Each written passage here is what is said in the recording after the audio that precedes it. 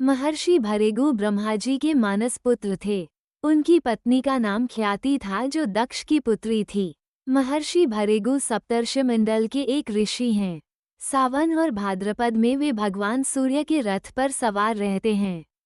एक बार की बात है, सरस्वती नदी के तट पर ऋषि मुनि एकत्रित होकर इस विषय पर चर्चा कर रहे थे कि ब्रह्मा जी, शिवजी और श्री विष्णु में सबसे बड़े और श्रेष्ठ कौन है।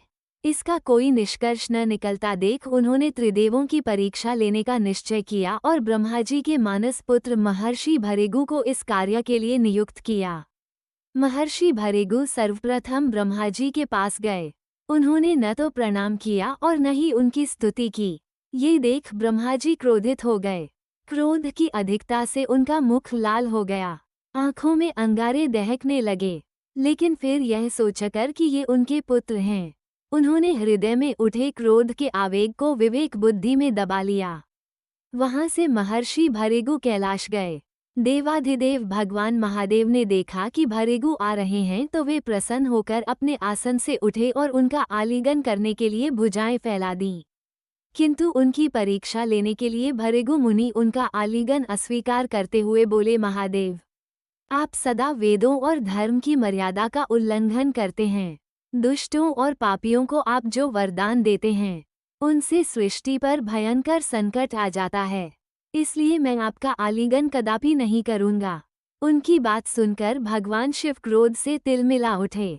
उन्होंने जैसे ही त्रिशूल उठाकर उन्हें मारना चाहा, वैसे ही भगवती सती ने बहुत अनुनय विनय कर किसी प्रकार से उनका क्रोध शांत किया। इसके बाद भृगु मुनि वैकुंठ लोक गए। उस समय भगवान श्री विष्णु देवी लक्ष्मी की गोद में सिर रखकर लेटे थे। भृगु ने जाते ही उनके वक्ष पर एक तेज लात मारी। भक्त वत्सल भगवान विष्णु शीघ्र ही अपने आसन से उठ खड़े हुए और उन्हें प्रणाम करके उनके चरण सहलाते हुए बोले, भगवान, आपके पैर पर चोट तो नहीं लगी? कृपया इस आसन पर विश्राम कीजिए। भगवान, मुझे आपके शुभ आगमन का ज्ञान न था, इसलिए मैं आपका स्वागत नहीं कर सका। आपके चरणों का स्पर्श तीर्थों को पवित्र करने वाला है। आपके चरणों के स्पर्श से आज मैं धन्य हो गया। भगवान विष्णु का ये प्रेम व्यवहार देखकर महर्षि भृगु की आंखों से आंसू बहने लगे।